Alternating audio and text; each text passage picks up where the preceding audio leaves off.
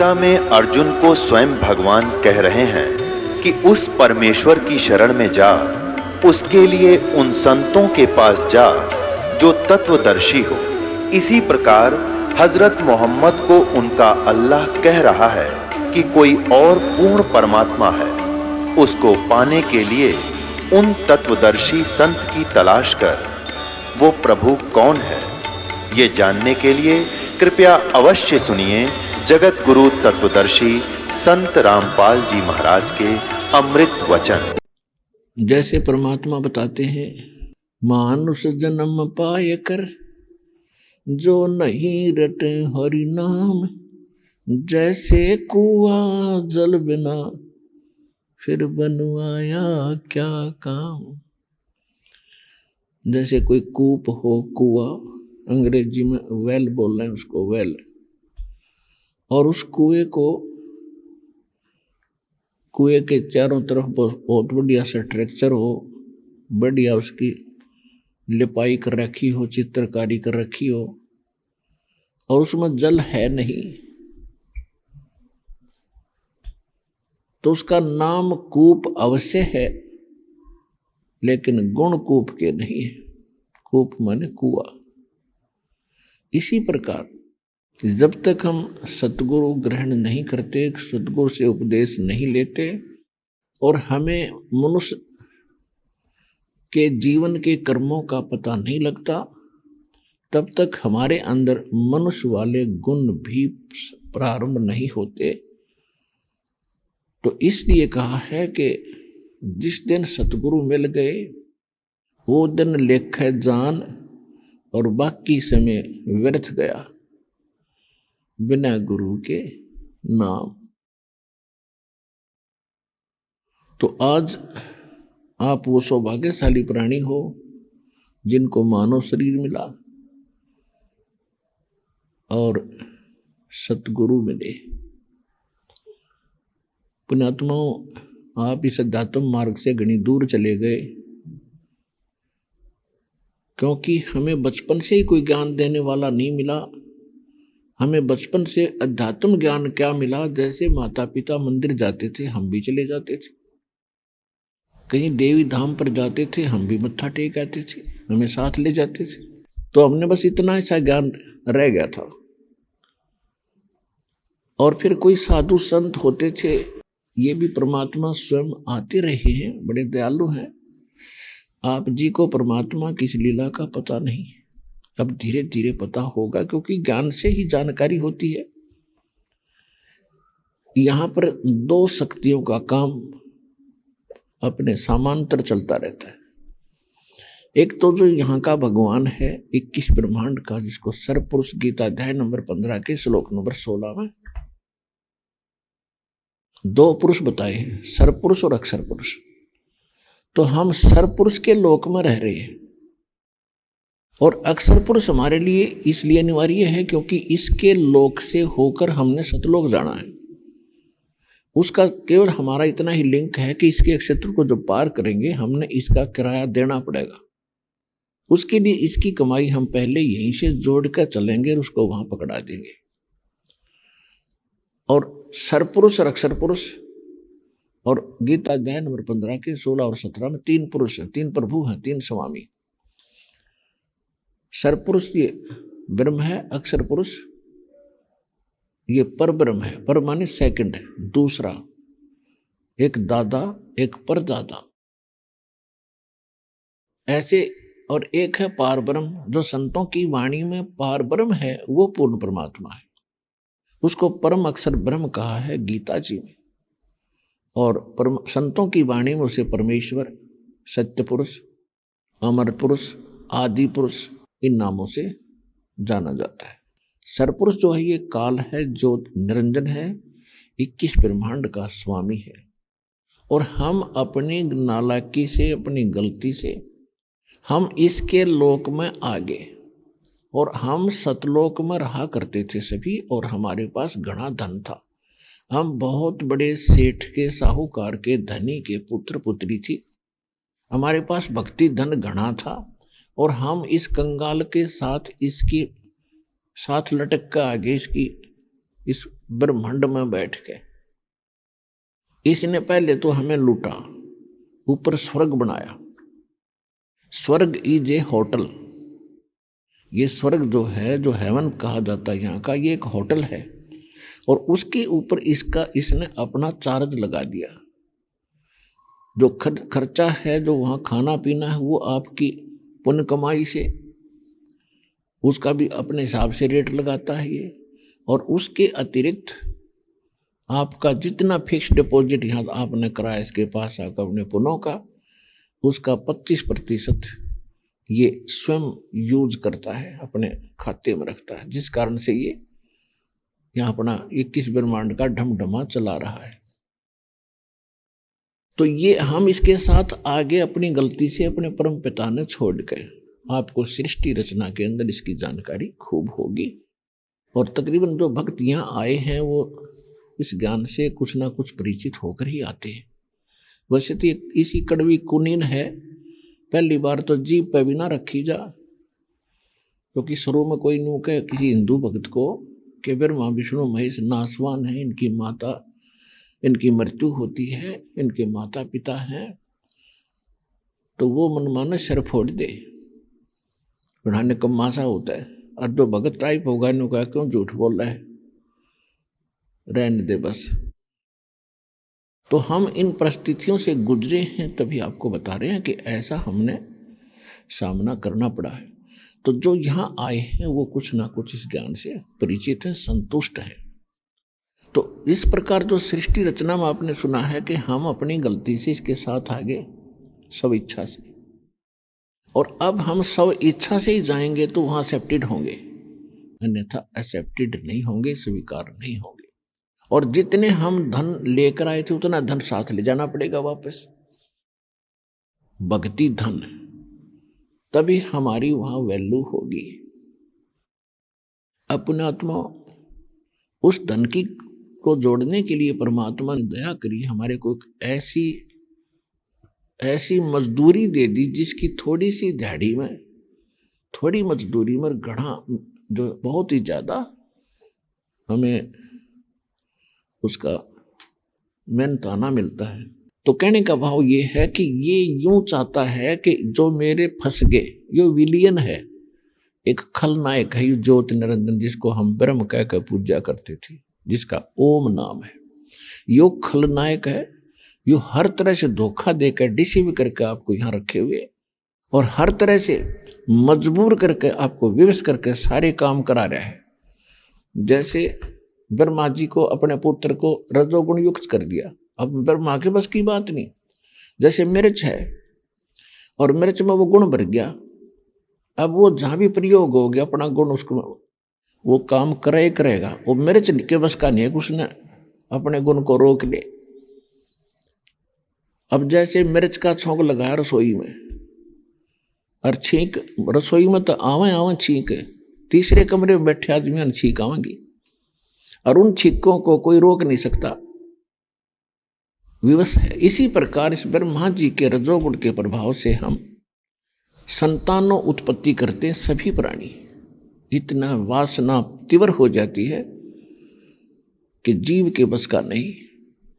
वो तो परमात्मा की कृपा होती है, नाम का सिमरण शुरू होता है, परमात्मा इस मन के ऊपर कंट्रोल करता है, क्योंकि ये जो मन है ये आपके अंदर है और ये प्रेरित होता है फिर उस गुण से, और ये गलती करता है। कबीर साहब से ये डरता है। जब हम परमात्मा की शरण में आ जाते हैं तो ये विकार अपने आप नॉर्मल होना शुरू हो जाते हैं, उस समर्थ के ज्ञान से, भक्ति की शक्ति से और फिर परमात्मा के दबाव से इसमें अपने आप नॉर्मलता आती है। नहीं तो आग लगा रखी इसने प्रत्येक प्राणी में वासना की, तो ये विवश कर रखा हमारे को। और दूसरा फिर इसके अंदर सतोगुण युक्त कर दिया अपने पुत्र विष्णु को। इसके अंदर से निकल रही जो रेज हैं, जो इसकी किरणें हैं, वो प्रत्येक प्राणी को विवश किए हुए है कि एक दूसरे में मोह ममता।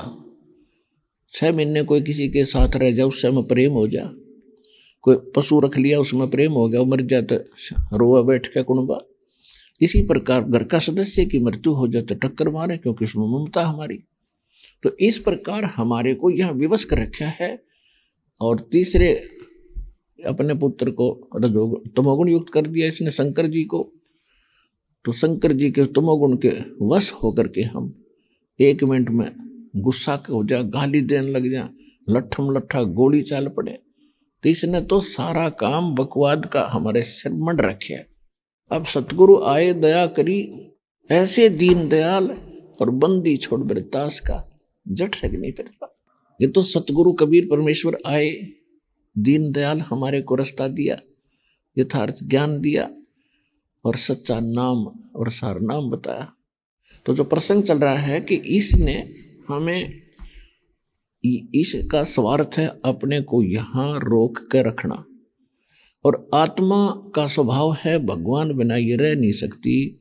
जिस सुख को ये सतलोक सचखंड में छोड़ आई, उसकी खोज यहाँ कर रही है। बूरा एक नमक की बोरी में, और कोई कीट, कोई चींटी उस नमक की बोरी में, और बूरा का टेस्ट खोज रही है। तो कितनी अनजान है वो इस काल के लोक में, और हम सुख की खोज कर रहे हैं। कैसे सुख? हमने, कबीर साहब कहते हैं, झूठे सुख को सुख है, ये मान रहा मन मोद, ये सकल चबीना काल का, और कुछ मुख में कुछ गोद। अब जैसे कोई निसंतान है, वो क्या सोचता है कि भगवान संतान हो जा, मेरी आत्मा ठंडी हो जा। बस इतना ज्ञान है हमने। और जिनका संतान है उनको देख ले, वो कितनी का आत्मा ठंडी है उनकी। ये हमारा भूल लग रही है। निर्धन्य सोचा है कि मैं पैसे हो जाऊं घने और मैं धनवान हो जाऊं, मैं सुखी हो जाऊंगा। धनवान को सपने में सुख नहीं हो सकता। वो बेसिक आपने बाहर से, दूर से कहते, दूर के ढोल सुहावने होते, सपने में सुख नहीं उसको। आपने निर्धन दिखा गुढ़े पैसे तो कार मचाला है। ये हमारी भूल है, क्योंकि हम अज्ञान, हमारे को ज्ञान नहीं है। इसी प्रकार रोगी है न सोचा मैं स्वस्थ हो जाऊं तभी सुखी हो जाऊंगा। रोग से स्वस्थ हो जाने से कुछ राहत मिल जाती है, लेकिन सुख नहीं है। कभी कोई टेंशन, कभी कोई टेंशन, कभी बेटा बीमार, कभी बेटी बीमार, कभी बेटी ब्याने की चिंता, फिर बेटी विधवा होगी, टक्कर मार कर रो, हाय भगवान इसका क्या होगा। तो हो गए संतान वाले सुखी। सपने में सुख नहीं। यहाँ पर इवन पृथ्वीपति को सुख नहीं, सुरपति को सुख नहीं, ब्रह्मा विष्णु महेश को सुख नहीं। फिर बड़ी आत्माओं, आप यहाँ सुख खोज रहे हो इस नमक की बोरी में। तो सुख में स्थान का तो आपने अभी तक कदे सपने में भी नाम ना सुना था। वो सुख स्थान है क्या? और ये नकली पंथ, राधा स्वामी, धन धन सतगुरु, सच्चा सौदार, ये ठाकुर ठुकुर वाले, जनोद वाले और जय गुरुदेव वाले, ये सतलोक तो बताए हैं, लेकिन सतलोक की ना ABC का भी नहीं पता। वो सतलोक कैसा है, सतनाम किसे कहते हैं, सार नाम क्या है। 5 नाम दे दिए, 500 नाम काल के। देख किसी अक्ल मारी जा रही भोली आत्माओं की, काल ते छूटना चाहे और उससे के नाम जपें, ओंकार रंकार ज्योत निरंजन, तीनों काल के। और सोम के ये अधिकारी नहीं, क्योंकि सोम नाम का इनको पता ही नहीं। सोम नाम तो इस दास के अतिरिक्त कोई दे नहीं सकता इस पृथ्वी पे, ना उसका काम करे।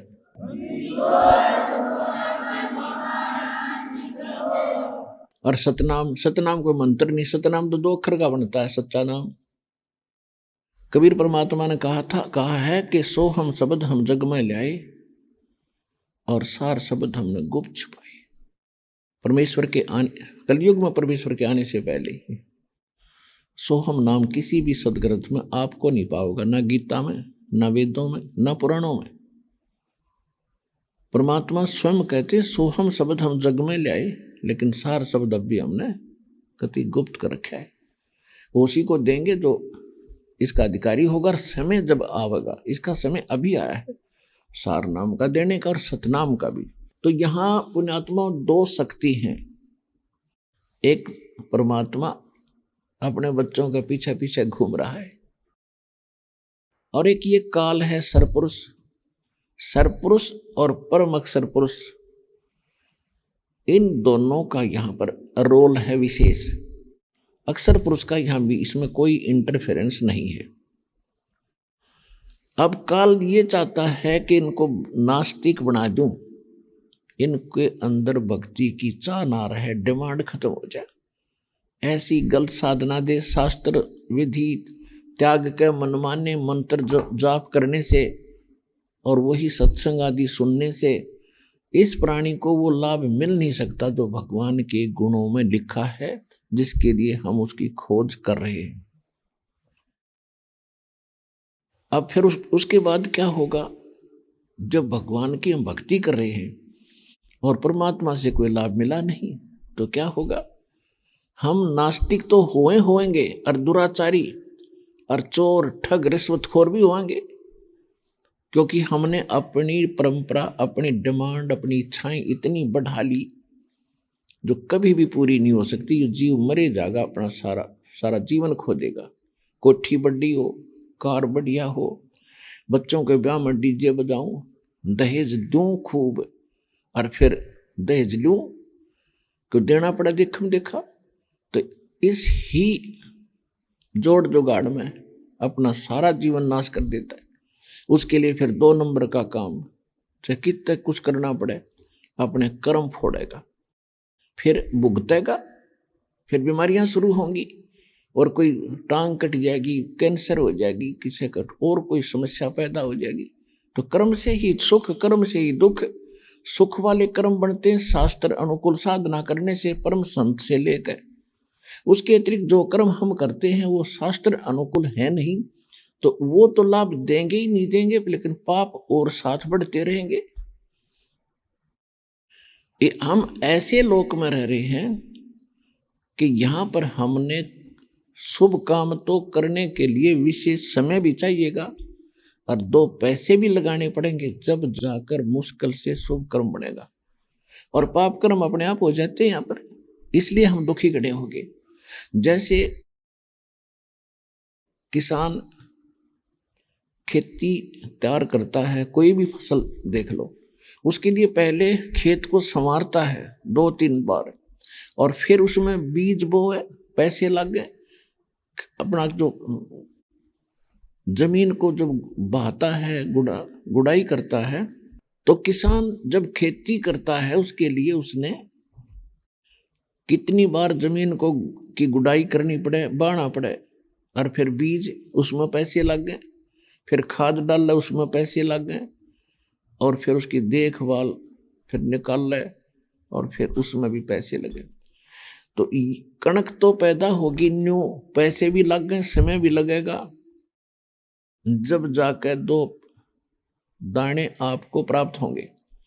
और उस खेत को छोड़ दीजिए, कुछ ना उसने संवारिए ना बाइये, तो क्या होगा? अपने आप उसमें खरपतवार इतना उग जाएगा, अड़ंगा, किससे काम नहीं, झाड़ बोझड़े, कांटेदार झाड़ी, वो दिखे भी को नहीं, ऐसा हालत हो जाएगी।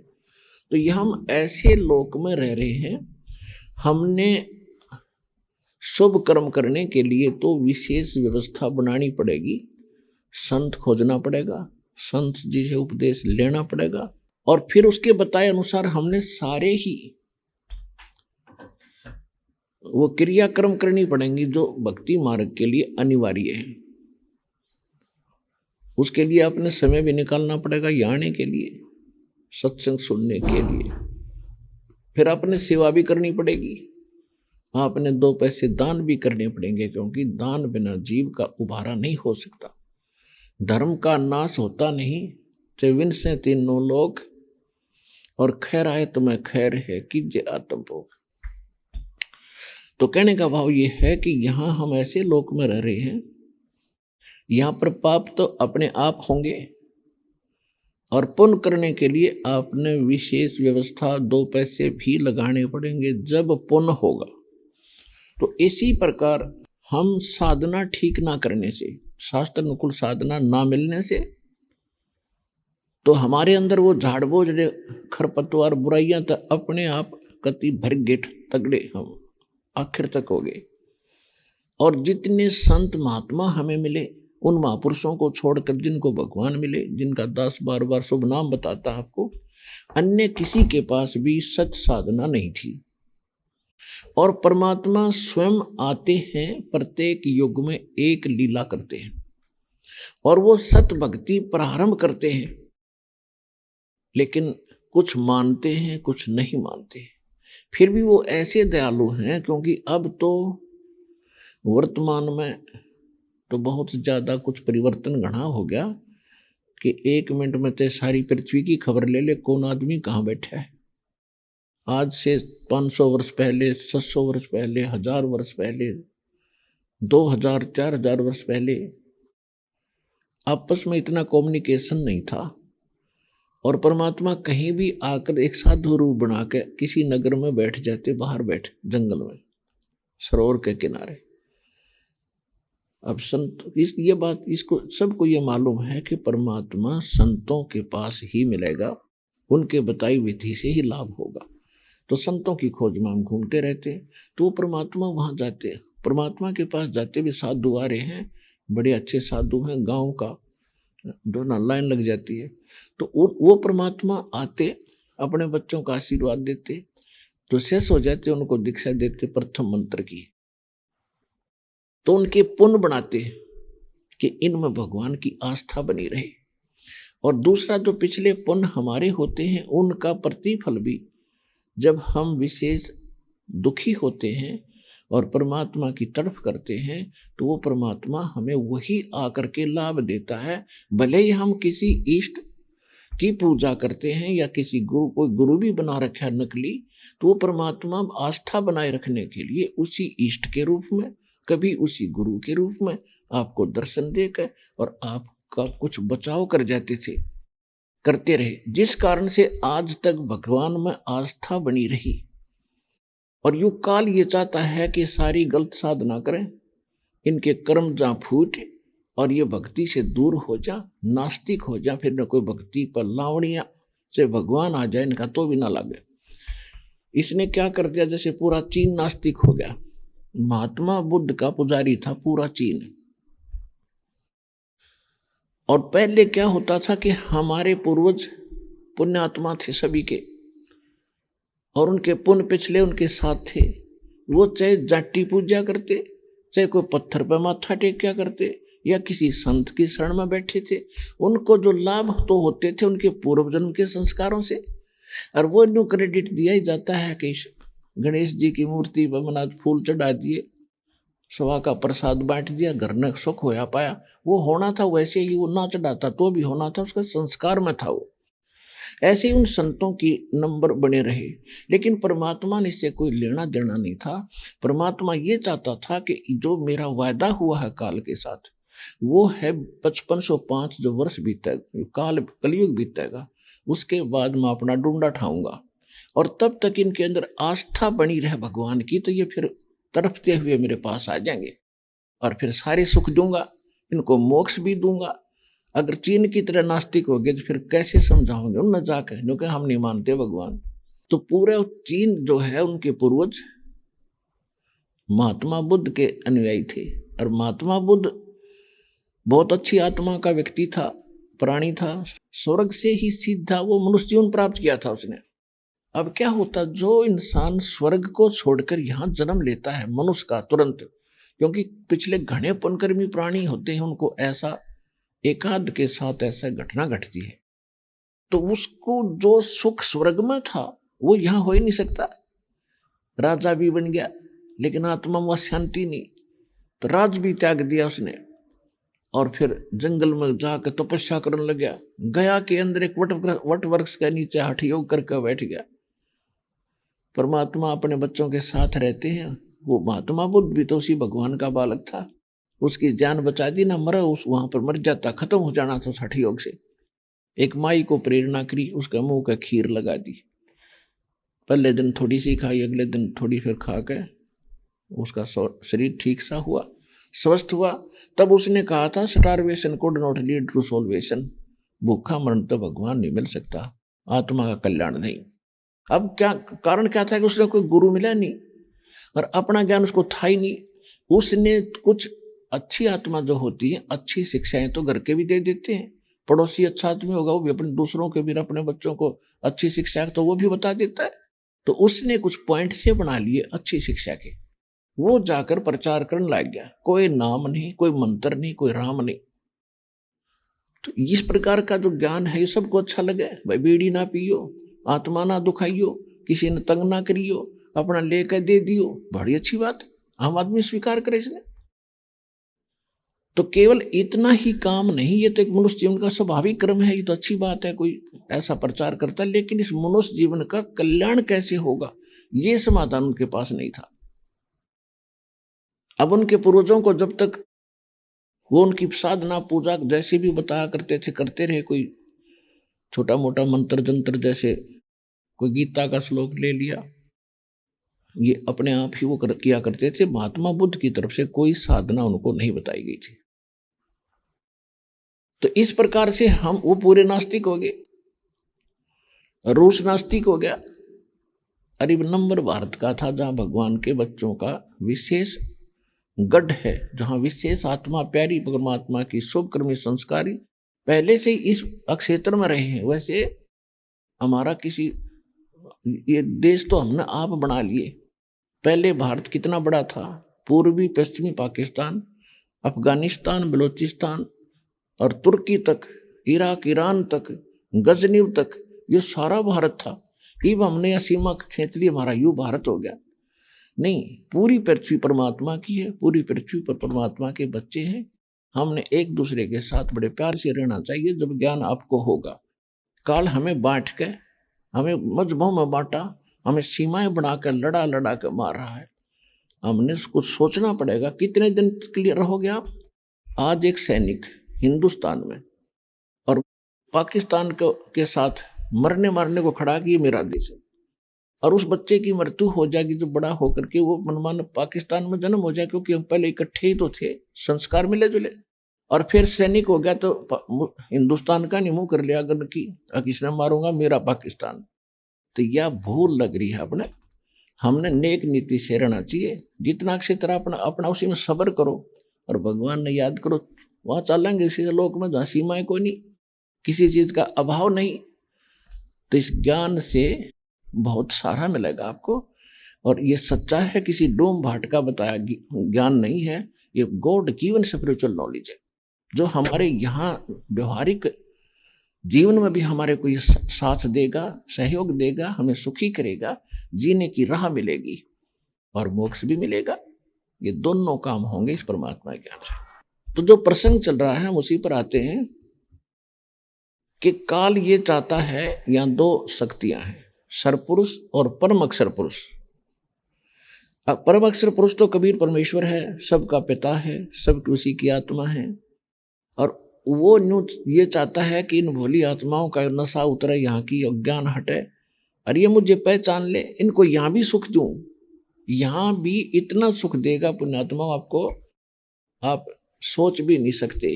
देखो कुछ प्रमाण है यहाँ पर, कोई ये ज्ञान किसी लोकवेद पर आधारित नहीं है, सत्य पर आधारित है, इसको सत्संग कहते हैं।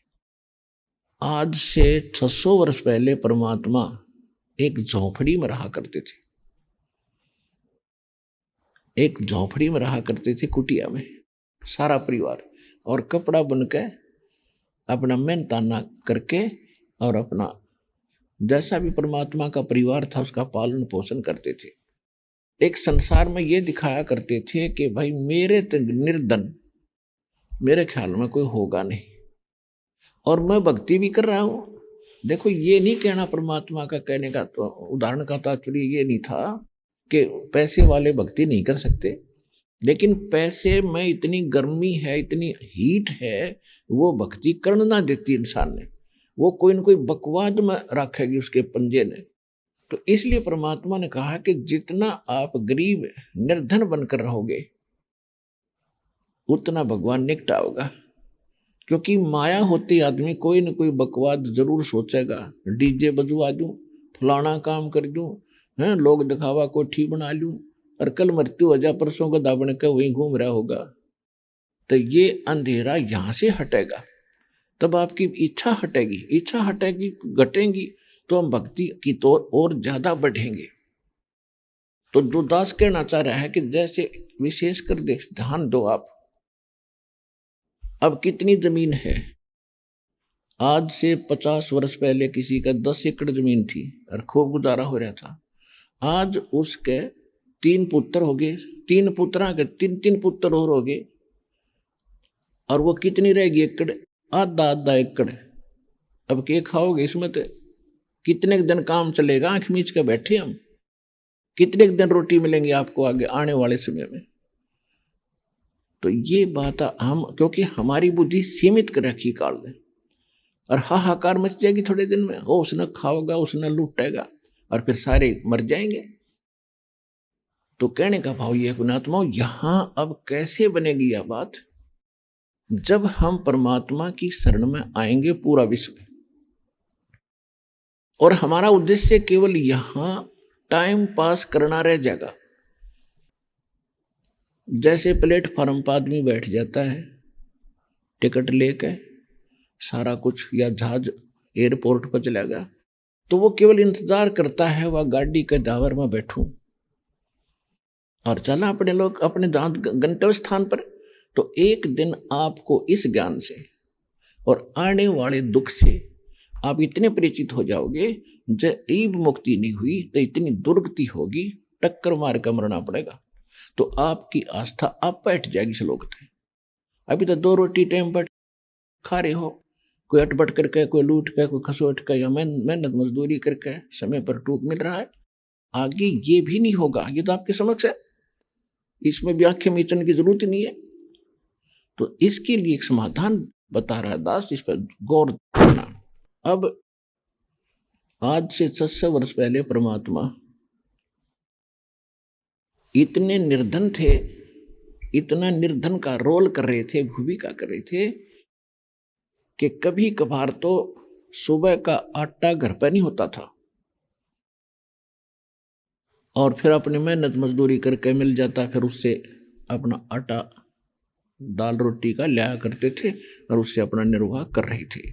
और जिस उद्देश्य को लेकर भगवान आते हैं वो भी साथ साथ करते हैं। वो क्या उद्देश्य लेकर आते हैं? जैसे ऋग्वेद मंडल नंबर 9 सूक्त 86 के मंत्र 26 और 27 में, ऋग्वेद मंडल नंबर 9 सूक्त 82 के मंत्र 1, 2, 3 में, ऋग्वेद मंडल नंबर 9 सूक्त 96 के 96 के मंत्र 16 से लेकर 20 में, ऋग्वेद मंडल नंबर 9 सूक्त 94 के मंत्र 1 में, ऋग्वेद मंडल नंबर 9 सूक्त 95 के मंत्र 2 में, ऋग्वेद मंडल नंबर 9 सूक्त 54 के मंत्र 3 में, ऋग्वेद मंडल नंबर 9 सूक्त 20 के मंत्र 1 में, ऋग्वेद मंडल नंबर 9 सूक्त 1 मंत्र 8 और 9 में।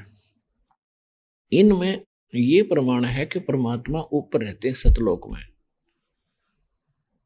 और वहां राजा के समान बैठे, जैसे राजा अपने सिंहासन पर बैठता सज धज कर, सिर पर मालिक का मुकुट है, सुंदर मनोहर मुकुट है, हीरे पन्ने उसके अंदर जड़े हुए हैं सफेद कलर के, ऊपर छतर है सफेद छतरी, और बहुत बड़ा गुम्बद चारों तरफ जैसे मंदिर नुमा, और उसके बीच में बैठकर पूरे अनंत ब्रह्मांडों का वो संचालन कर रही है। तो जब वो यहाँ क्यों आते हैं कि हमारे को इस काल ने भगवान का नामो निशान मिटा दिया, और जिसके बिना हम भटक भी रहे हैं और भक्ति भी कर रहे हैं दुखी ज्यों के, तो वो स्वयं आकर के हमें ज्ञान सुनाते हैं। तो वो ज्ञान अच्छी आत्माओं को मिलते हैं, एक पूरा जीवन भी एक ऐसा जी कर दिखाते हैं कि एक भगत को इतना ही पर्याप्त है, और भक्ति करते रहो, फिर आपको कितनी राहत मिलेगी भगवान की। अपने आत्माओं, जब परमात्मा ये ज्ञान बताया करते थे, हिंदुओं को कहते थे कि तुम्हारे धर्मगुरु कति अज्ञानी हैं, इनको अध्यात्म मार्ग का कोई ज्ञान नहीं है, आपको भ्रमित कर रहे हैं, ये अपने सदग्रंथों से भी परिचित नहीं है। ब्रह्मा विष्णु महेश की भक्ति करने से तुम्हारा मोक्ष नहीं हो सकता, कोई सुख नहीं मिल सकता, आपके प्रारब्ध का किस्मत में लिखा हुआ जो पाप कर्म का दंड, उसके कारण होने वाला दुख भी इन ब्रह्मा विष्णु महेश से दूर नहीं हो सकता, 3 ताप का भी आपका नाश नहीं हो सकता। तुम कौन राम का जपते जापम, तात कट नयतीनु तापम। तुम किस राम का जाप करते हो जिससे तुम्हारे 3 ताप का भी नाश नहीं हो सकता। और 3 ताप का नाश ना, फिर भक्ति खा करेंगे, रुचि नहीं बन सकती भक्ति में। अब जैसे दुखी प्राणी को और उस दुख का निवारण हो, फिर देखा उसकी श्रद्धा भक्ति में, वहीं से नम्र हो जाएगा, दिन रात भक्ति करेगा, बुराई से डरेगा कि हे भगवान कहीं से फिर दुख ना आ जाए। तो परमात्मा ये ज्ञान दिया करते थे, 3 देव की जो करते भक्ति उनकी कदे ना हो मुक्ति। तो ब्राह्मण गुरु दुश्मन हो गए कबीर भगवान के। हमारे पूर्वज थे वह अशिक्षित थे, उनको बहका दिया कि क्या जाने दुल्हा, अनपढ़ अशिक्षित, इसने सदग्रंथों को पढ़ा नहीं, ये कोरा बकवाद और झूठ बोल रहा है। तो हम फाइनल हो गए बिल्कुल, क्योंकि ये पढ़ा नहीं, कबीर जी पढ़े नहीं, हमारे गुरु जी पढ़े लिखे हैं, काशी विद्यापीठ ये पढ़े, संस्कृत बहुत बोलते हैं, ये सत्य कह रहे होंगे। ऐसे मुसलमानों को कहा करते थे, मुसलमानों को कहा करते थे कि नहीं है दारम दारा, वहां तो नहीं है दारम दारा, उस दरगाह में धर्मराज है, लेखा लेगा सारा। और क्या कहा करते, वेद पढ़ने पर भेद न जाने, ये बातें पुराण 18, हर पत्थर की मूर्ति पर मत्था फोड़े, ये भूल गए सृजनहारा। फिर मुसलमानों को कहा करते थे कि एक मुल्ला मस्जिद में कूके, एक पुकारे बोका, इनमें कौन बिस्त को जागा, हमको लगा है धोखा। अब ये क्या करते हैं, बकरे को काटते हैं, कलमा पढ़ते हैं धीरे धीरे, कि हम तो प्यार से काटते हैं, कोई दुख ना हो प्राणी को। और हम कलमा जो पढ़ते हैं इसके कारण इसकी आत्मा स्वर्ग में चली जाती है, भीष्ट में। परमात्मा कहा करते, क्यों मूर्ख बना रहे हो जनता को। यदि आपका ये फाइनल और डेफिनेट है, आपको फुल कॉन्फिडेंस है कि जो तुम कर्म कर रहे हो इससे बकरे की आत्मा स्वर्ग चली जाएगी, तो स्वर्ग में बकरियां का नंबर कौन आने दे, क्यों मूर्ख बना रहे हो। सबसे पहले अपने बेटे ने भेजा, फिर बेटी ने, और फिर अपना नंबर लाओ फट दे ही, तब मूर्ख बना रहे हो। कबीर साहब कहते हैं, जय या रूत है भिष्ट पठाई, जय आत्मा तने स्वर्ग में भेज दी, तो कर तदबीर कबीला भाई। अपने कबीले ने, अपने परिवार ने करके देखा, इस तरीके से भेज स्वर्ग में। इस बात से हिंदू और मुसलमान दोनों दुश्मन हो गए। ये धर्म गुरुओं से ही हम उनके दुम लगू रहे, उन्होंने केवल हमें लड़ा लड़ा कर मारा और कुछ नहीं दिया, एक दूसरे के दुश्मन बनाकर हमारे को आजीवन दुखी रखा। ये कारण रहा अशिक्षा का। और शिक्षा का सबसे बड़ा दुख आप देख रहे हो, शिक्षा का स्तर 1960 और 65 के बाद बढ़ा है, और 1970 के बाद जो गिरावट आई है आपके अंदर पूरे समाज में, हम हैरान है उस समय को देखकर, क्योंकि हमने दोनों जमाने देखे।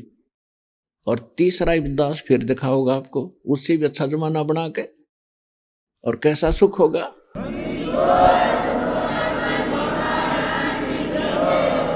तो ये गिरावट काल ने इसलिए लानी थी कि भक्ति का टाइम आ लिया। 5505 1997 में हो गए।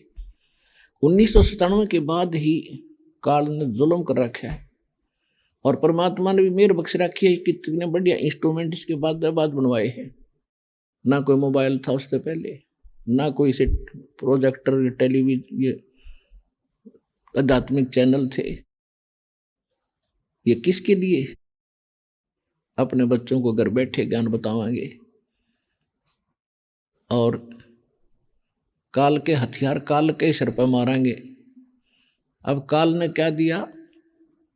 वैसे परमात्मा की दया है, उसी ने इंस्ट्रूमेंट बनवाए हैं, इसने इसको दुरुपयोग करवा रखा है। बच्चे फिल्म देखे, इसमें से बूंदी बूंदी सारे सब उपलब्धि कर दी इस बकवादों की, सब बिगड़न लग रहे हैं, सारी तरह की बकवाद घर कर गई। अब इन काम सदुपयोग करेंगे, सदुपयोग, इनमें भगवान की चर्चा चलेगी, भगवान की रील चलेगी, भगवान की कथा देखा करेंगे, और कोई बकवाद इसमें चलेगी नहीं। कुछ दिन के बाद देख लेना पुण्यात्मा, एक परमात्मा का नाम और राम की कथा या भगवान की कथा ऐसी है जिससे आत्मा कभी नहीं उबेगी। इसकी इतनी भूख है इसको। और ये फिल्म आप 2 बार देख लो, तीसरे ने कहना और कोई नहीं देखेंगे ठाट ले नहीं ने। एक फिल्म में है कि आर्टिफिशियल काम है, उसने 100 बदल ले तो वो थोड़े से दिन में अपने आप छक लेगा ये बकवाद करके इंसान। और फिर ऐसे इनके बुराइयां, क्योंकि अब खान पान आप देख रहे हो, 10-10, 20-20 वर्ष के बालक 50 साल के बूढ़े, 60 साल के बूढ़ों जैसे इनकी स्थिति होती जा रही है। आइए अब हम उन श्रद्धालुओं के अनुभव जानते हैं जो जगत गुरु तत्वदर्शी संत रामपाल जी महाराज जी से दीक्षा प्राप्त कर चुके हैं तथा उनके द्वारा बताए गए भक्ति मार्ग पर चल रहे हैं। नमस्कार सर। नमस्कार सर। सर क्या नाम है आपका? मेरा नाम करनैल दास है जी। करनैल दास जी कहाँ से आए हो? मैं डेराबस्सी तहसील पिंड मलाला से आया हूँ जी।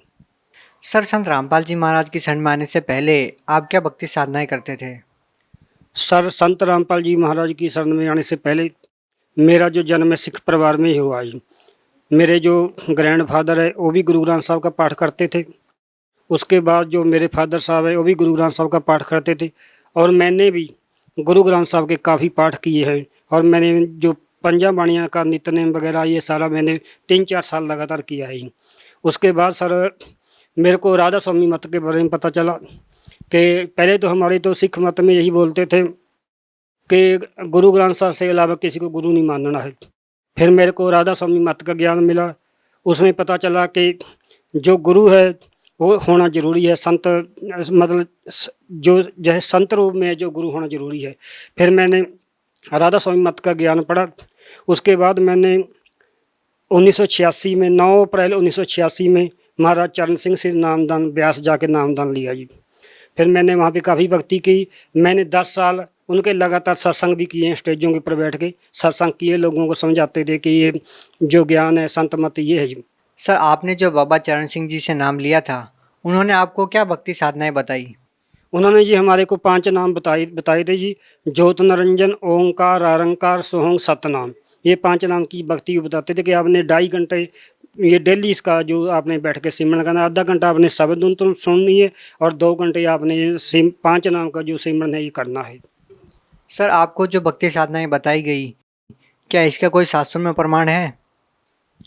इसका सर कोई प्रमाण नहीं, क्योंकि ये तो हम जब हम संत रामपाल जी महाराज की शरण में आए हैं तो इन्होंने बताया कि 5 नाम काल के हैं। तुलसीदास दास की घट रामायण जो उसमें साफ लिखा कि 5 नाम काल के जानो। फिर कबीर साहब ने भी अपनी वाणी में लिखा है कि 5 शब्द की आशा में सर्वस्व मूल गवाया, कि ये जो 5 नाम है काल के नाम है, ये कोई भक्ति नहीं है जी। सर फिर आप संत रामपाल जी महाराज की शरण में कैसे आए? सर मैं संत रामपाल जी महाराज की शरण में ऐसे आया हूँ, मेरे को ज्ञान गंगा किताब पढ़ने को मिली है जी। ज्ञान गंगा किताब पढ़ के जब मैंने देखा, प्रमाण देखे, सभी कुछ मिलाया, देखा कि असली जो भक्ति है शास्त्रों के अनुसार ये भक्ति है, वो किताब पढ़ने के बाद मेरे को ज्ञान होया। और फिर मैंने 28 सितंबर 2014 को संत रामपाल जी महाराज की शरण में जाके बरवाड़ा आश्रम में नामदान लिया जी। सर संत रामपाल जी महाराज से नाम दीक्षा लेने के बाद आपको क्या क्या लाभ मिले? हाँ जी, संत रामपाल जी महाराज की शरण में आने से बाद सबसे पहले को हमारे को ये दृढ़ निश्चय हो गया कि जो जन्म मरण का चक्कर है, ये जो 84 जो लाख जुनों के भुगतने के बाद इंसान का जन्म मिलता है, इस जन्म मरण के चक्कर से छुटकारा पाने के लिए ये जो शास्त्रों के अनुसार भक्ति है, इसी से हम यहाँ से छुटकारा पा सकते हैं। दूसरी बात, मेरे को ये सर एक्सीडेंट हो गया था, मैं ड्यूटी पे जा रहा था। ऐसे हुआ कि जब मेरा एक्सीडेंट होया जी, एक्सीडेंट होने के बाद मेरा मोटरसाइकिल पूरा टूट गया। उसके बाद जैसे ही मेरा एक्सीडेंट होया तो मैं 6-7 फुट ऊपर उठा दिया, ऐसे मतलब 6-7 फुट ऊपर गया हूँ। ऊपर होने के बाद मेरे को ऐसे लगा परमात्मा ने मेरे को ऐसे गोद में उठा के ऐसे सड़क के किनारे लगा दिया, ना मेरा कोई सिर लगा रोड के ऊपर। वहाँ के कम से कम भी 20-50 बंदे इकट्ठे हो गए थे कि बोलते कि बंदे को ये मर जाएगा, बचेगा नहीं है। उसके बाद मेरे को गुरु महाराज जी ने ऐसे उठाया और साथ में ये थोड़ा सा फ्रैक्चर मेरा हड्डी लगा दी है, यहाँ फ्रैक्चर हो गया। फिर मेरे को बत्ती हॉस्पिटल चंडीगढ़ में मैंने आपके बच्चों को फ़ोन किया, वो चंडीगढ़ हॉस्पिटल में मेरे को लेके गई। रात को डॉक्टर ने सीटी स्कैन किया, डॉक्टर पहले बोलने लगा कि आपको ऑपरेशन होएगा। उसके बाद बस सुबह जब दूसरा डॉक्टर आया, उसने रिपोर्ट देखी, बोलता कि ऑपरेशन की कोई लोड़ नहीं, आप ऐसे करो बेल्ट लगा के रखो। फिर मैंने 2 महीने बेल्ट लगा के रखा। फिर मैंने प्राइवेट भी सिटी स्कैन दिखाया, प्राइवेट वाले भी यही बोलने लगे कि आपको कम से कम 99% तो ऑपरेशन कराना ही पड़ेगा। लेकिन गुरु महाराज की दया से मैंने बेल्ट लगाने से मेरी जो हड्डी है बिल्कुल सेट हो गई और मेरे को भी कोई तकलीफ नहीं है इस टाइम। उसके बाद सर मेरे को जो आर्थिक लाभ ये है कि जैसे ही मेरा एक्सीडेंट हुआ तो मैं ड्यूटी करता था, मेरी प्राइवेट जॉब है, सिक्योरिटी गनमैन की सिक्योरिटी में ड्यूटी करता था। मैं सर 2 महीने घर में ही रहा हूँ। 1 महीना मेरे को वहाँ पे लगा हुआ था, सिर्फ मेरा ईएसआई का कार्ड बना था। उसमें ईएसआई में ये है कि जब तक आपके 240 दिन पूरे नहीं होते तो आपको ईएसआई का कोई बेनिफिट नहीं मिलेगा। उसके बाद भी मेरे को ईएसआई का जो मैनेजर आया वहाँ जहाँ एक्सीडेंट होया, वो देखा कि आपका एक्सीडेंट कहाँ हुआ है, एक्सीडेंट रिपोर्ट बना के दी। हर एक्सीडेंट रिपोर्ट बनाने के बाद 3 महीने के बाद मेरे को 27,000 रुपये का चेक है जो ईएसआई वाले ने काट के दिया। इसकी मेरे को कापी घर में पड़ी है, मैं आपको कापी की एंट्री भी दिखा सकता हूँ कि मेरे को 27,000 रुपये का चेक गवर्नमेंट की ईएसआई की तरफ से मिला, जबकि 8 महीने से पहले ये बेनिफिट नहीं मिलता है जी। सबसे पहले ये मेरे को लाभ हुआ जी। उसके बाद दूसरा लाभ मेरे को ये हुआ कि मेरा बच्चा भी, मेरा लड़का है, उसने सिक्योरिटी में 6 महीने काम किया था जी। 6 महीने काम करने के बाद हमारा प्रोविडेंट फंड कटता है। 6 महीने में उसका 3,000 रुपये फंड कटा, 500 रुपया महीना कटता था फंड। उसके साथ ही दूसरा एक लड़का और लग रहा था, उसका भी 500 रुपये फंड कटता था। मेरे लड़के ने 6 महीने लगाए, दूसरा जो लड़का था उसने 1.5 साल उसे सिक्योरिटी में लगाया। जब हमने पीएफ का फार्म भरा तो पीएफ में जो मेरे लड़के का पीएफ प्रोविडेंट फंड था वो 29,000 रुपये आया, जबकि 3,000 का डबल 6,000 आना चाहिए था। वो 29,000 रुपये आया, और जो लड़का 1.5 साल काम कर रहा था उसका लड़के का 25,000 रुपये आया। ये भी मेरे पास प्रूफ है और एंट्री है कापी में सब। उसके बाद ये सारी आध्यात्मिक लाभ हुए हैं मेरे को, आर्थिक लाभ जो हुए हैं। सर आप महाराज चरण सिंह जी के आश्रम में गए, वहाँ पे आपने 10-15 साल तक उनकी भक्ति की। फिर आप सतलोक आश्रम बरवाला में संत रामपाल जी महाराज जी के सानिध्य में आए। सर जहाँ से आप पहले जुड़े थे बाबा चरण सिंह जी महाराज से, और सतलोक आश्रम बरवाला की व्यवस्था में आपको क्या भिन्नता नज़र आती है? हाँ, इसमें सर ये भिन्नता है, जब हम राधा स्वामी डेरा ब्यास में जाते थे, सबसे पहले तो वहाँ पे कि ये है कि जो लंगर है वो जो गरीब लोग हैं उनके लिए अलग अलग लंगर है। वहाँ पे जो पैसे बड़े लोग हैं उनके लिए अलग कंटीनें बनी हुई है कि जिसके पास पैसा वो बढ़िया भोजन कर सकता है। जबकि संत महाराज गुरु महाराज रामपाल जी महाराज जी के आश्रम में ये ऐसा नहीं है। वहाँ पर चाहे कोई गरीब है चाहे कोई अमीर है, सभी एक ही लाइन में बैठ के लंगर चखते हैं। दूसरी बात ये है कि जब हम महाराज चरण सिंह के दर्शनों के लिए जाते थे, वहाँ पे जो वीआईपी बंदे थे उनको कार्ड मिलता था, उनके लिए अलग लाइन लगती थी, और जो आम लोग हैं उनके लिए अलग लाइन लगती थी। जबकि गुरु महाराज संत रामपाल जी महाराज के आश्रम में ऐसा नहीं। वहाँ पे चाहे कोई अमीर आता है चाहे कोई वीआईपी है, सभी लाइन में लग के दर्शन करते हैं। सबसे बड़ी भिन्नता ये हमारे को नज़र आई है उसमें। जैसे हम ब्यास जाते थे, वहाँ हमारे को बिस्तरा भी ले जाना पड़ता था, साबुन तेल भी ले जाना पड़ता था। जैसे ही हम गुरु महाराज के सतलोक आश्रम बरवाला में जाते थे, वहाँ हमारे को बिस्तरा ले जाने की कोई ज़रूरत नहीं पड़ी, ना ही साबुन तेल ले जाने की ज़रूरत पड़ी। वहाँ पे हर एक चीज़ जो फ्री ऑफ कास्ट आश्रम की तरफ से भक्तों को मिलती है। सर आप पंजाब की धरती से बिलोंग करते हैं। सर पंजाब की धरती को गुरुओं की भूमि भी कहा जाता है, और गुरु नानक देव जी ने अपनी वाणियों में गुरु की बहुत महिमा गाई है। और आपने पहले राधा स्वामी पंथ के संत श्री चरण सिंह जी महाराज से नाम दीक्षा ले रखी थी, फिर आप संत रामपाल जी महाराज जी की शरण में आए। सर क्या आपको लगता नहीं कि गुरु बदल के आपने कोई पाप किया? नहीं सर, ऐसा कोई नहीं है, क्योंकि कबीर साहब ने भी अपनी वाणी में लिखा है, जब तक गुरु मिले न साचा, चाहे करो 10 चाहे करो 50। वैसे भी हम दुनियादारी के तौर पे भी अगर हम किसी डॉक्टर के पास जाते हैं, तो अगर एक डॉक्टर से हमारे को आराम नहीं मिलता है तो स्वाभाविक है कि हमारे को दूसरा डॉक्टर बदलना पड़ेगा। क्योंकि हमारे को वहाँ से आराम नहीं हो रहा, उसी के ऊपर अरूढ़ रहेंगे तो ये तो समझदारी की बात नहीं। हर कोई बंदा सोचेगा कि अगर आपको यहाँ आराम नहीं आ रहा है तो आप दूसरे किसी अच्छे डॉक्टर को दिखाओ जहाँ से आपको आराम होता है। ऐसे ही सर ये आध्यात्मिक मार्ग है। जब हम वहाँ से हमारे को चरण सिंह से नामदान लिया, कोई लाभ नहीं मिला, और जैसे ही हमने गुरु महाराज का ज्ञान सुना और इनका उपदेश सुना, उसके अनुसार फिर हमने भक्ति के अनुसार हमारे को जो पहले 27 साल वहाँ पे जाते रहे, कोई लाभ नहीं हुआ। हाँ, अब हमारे को तकरीबन 1.5 साल का करीब हुआ। 2014 में हमारे को नामदान मिला था। 1.5 साल के करीब हमारे को परमात्मा ने दया करी है, घर में भी सुख शांति है। उसके बाद सर मैं एक बात आपको और बताना चाहता हूँ। जैसे ही मैं गुरु महाराज जी से नामदान लेके आया, उसके कुछ दिन बाद ये कांड हो गया। उसके मेरी घरवाली ने टीवी में प्रचार देखा कि जो मीडिया दिखा रहा है ये सही है। उसके बाद मेरी घरवाली मेरे से बहुत नाराज़ होगी, उसने मेरे गुरु महाराज की फ़ोटो फाड़ दिया, मेरा जो नामदान का फार्म था वो भी फाड़ दिया। कम से कम 2 महीने मेरे घर में बहुत कलेश रहा और मेरे को जीना हराम कर दिया। आसपास के जो मेरे साथी थे, राधा स्वामी थे, वो भी आके मेरी घरवाली को भड़काते थे कि ये तो राधा स्वामी था, सत्संग करता था, ये कैसे गुरु की शरण के पीछे लगे, देखो टीवी में क्या हो रहा वहाँ पे क्या हो रहा है। उसके बाद फिर मैंने गुरु महाराज जी की प्रार्थना की कि महाराज मैं आपकी शरण में आया हूँ, आप ये तुच्छ जीव हैं, संसार के जीव हैं, इनको बुद्धि नहीं है, आप इनको समत दो। तो हौली हौली मेरे घर में 2 महीने में मेरे घर का जो माहौल था बिल्कुल शांत हो गया। अब मैं घर में 3 टाइम का अपना नित्यनेम भी करता हूँ। घर वाली वहाँ बैठ के हमारे गुरु महाराज जी का साधना चैनल पर सत्संग आता है। हालांकि उसने अभी नामदान नहीं लिया, लेकिन अभी मेरे घर में कोई विरोधता नहीं है और आराम से हम बैठ के मैं भक्ति करता हूँ और गुरु महाराज जी का सत्संग करता हूँ। घर का माहौल है बिल्कुल 2 महीने के बाद ही गुरु महाराज जी ने घर का माहौल जो है बिल्कुल शांत कर दिया, स्वच्छ कर दिया। अब मेरे बच्चे भी मेरा बड़ा आदर करते, नहीं तो सारा घर वाले विरोध करने लग गए थे। अब गुरु महाराज जी की बड़ी कृपा है और मैं गुरु महाराज जी का शुक्रगुजार हूँ कि उनकी दया से मैं उनकी भक्ति में लगा हूँ जी। सर, सुना है कि संत रामपाल जी महाराज जी अपने श्रद्धालुओं को नाम दीक्षा देने से पहले कुछ नियम बताते हैं, जिनमें से पहला नियम है नशा त्यागना।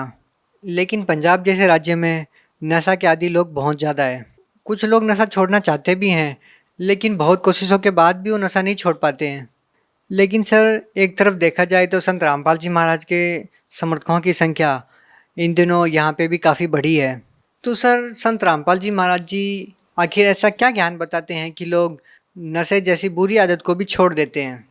सर, ये ऐसे है कि जैसे आप गुरु महाराज जी जितने भी आज शास्त्र हैं, गुरु ग्रंथ साहब है, कुरान है, गीता है, चारों वेद हैं, इनके अनुसार शास्त्र के अनुसार भक्ति बताते हैं।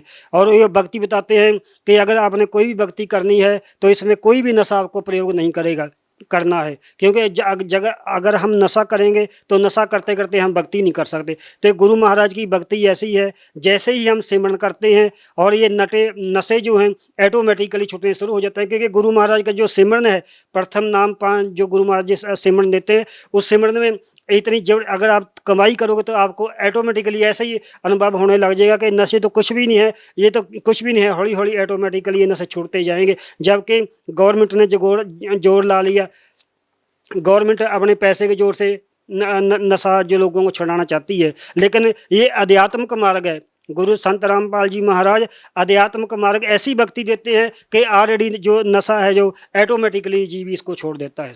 सर ऐसे है कि जैसे ही संत रामपाल जी महाराज भक्ति बताते हैं तो संत रामपाल जी महाराज जो भक्ति बताते हैं उनकी जो वचन है वो वचन में शक्ति है। जैसे कि प्रधानमंत्री है, वहाँ बैठे ही जो वचन बोल देता है उसकी वचन में शक्ति है। जो वचन बोलता है ऑटोमेटिकली वो काम दूसरे दिन ही शुरू हो जाता है।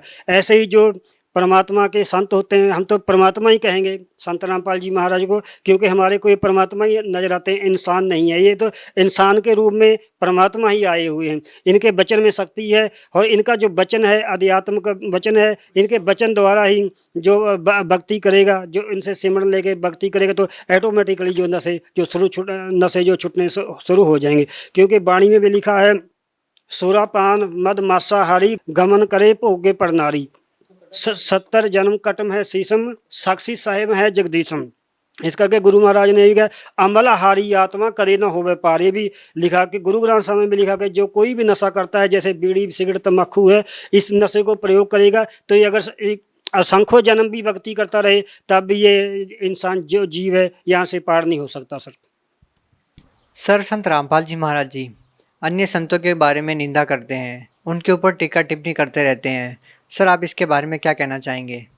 सर, इस बारे में मैं ये कहना चाहूँगा कि वो निंदा नहीं करते हैं। जैसे देखो, एक टीचर है जो एक विद्यार्थी को पढ़ा रहा है।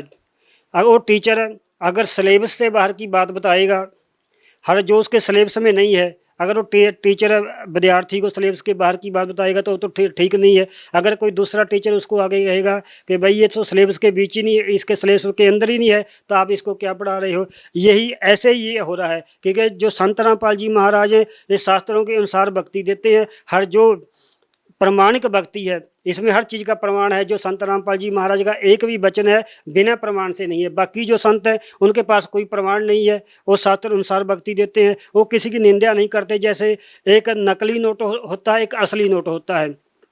अगर कोई नकली नोट वाले को बोले कि ये नकली निंदा कर रहा है, ये नकली नोट की पहचान गलत बता रहा है, ऐसा नहीं है सर। ऐसे ये है कि नकली और असली की पहचान संत रामपाल जी महाराज बताते हैं कि ये जो भक्ति जो बाकी संत देते हैं ये डुप्लीकेट भक्ति है, इनके पास कोई प्रमाण नहीं है। जो संत रामपाल जी महाराज की भक्ति है प्रमाण भक्ति है और वेदों के अनुसार भक्ति है सर, शास्त्रों के अनुसार भक्ति है सर।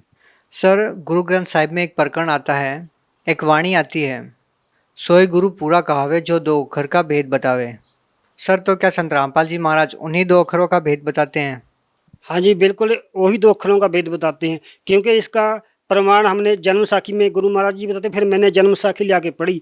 जन्म साखी में जो समुद्र की साखी है उसमें जो जिस टाइम ये बाला और मर्दाना ने गुरु नानक देव जी को बोला कि हमने जो लंका नहीं देखी, हम लंका देखना चाहते हैं, तो गुरु नानक देव जी ने बोला कि चले आँखें मिटो और यहाँ बैठो। जैसे उन्होंने आंखें बंद करी तो समुद्र के किनारे खड़े दिखाई दिए, और जैसे ही समुद्र आगे आगे गुरु नानक देव जी चल रहे थे, पीछे पीछे बाला मर्दाना चल रहे थे। गुरु नानक देव जी जो गुरु महाराज जी हमारे को दो अक्षर का ये नाम बताते हैं, वही नाम जो है गुरु नानक देव जी जप रहे थे, इसका जन्म साखी में प्रमाण है।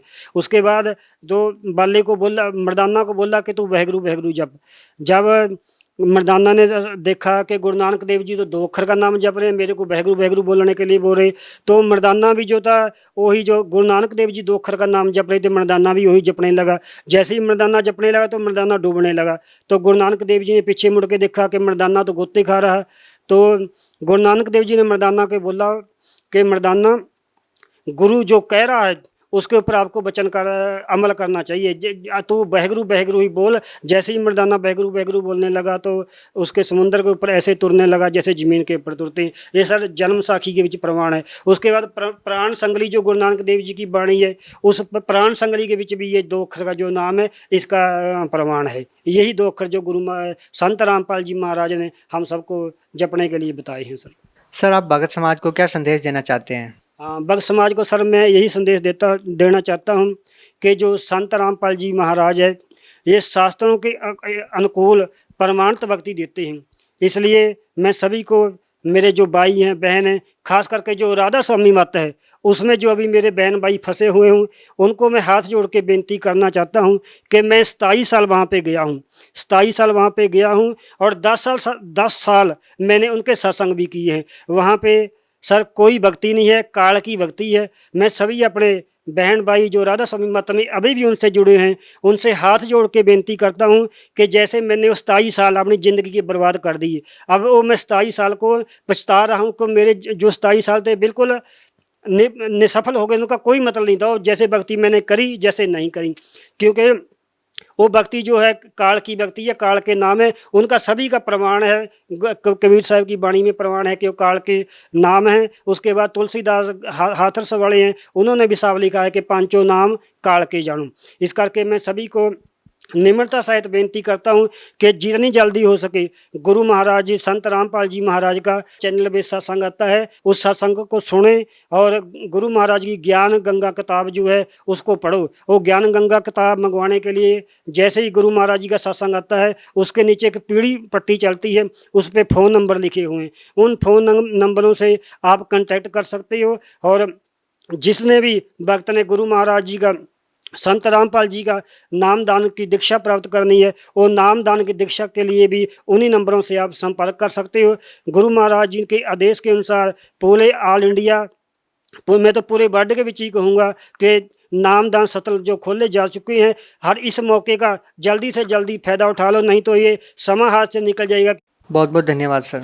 सच सही।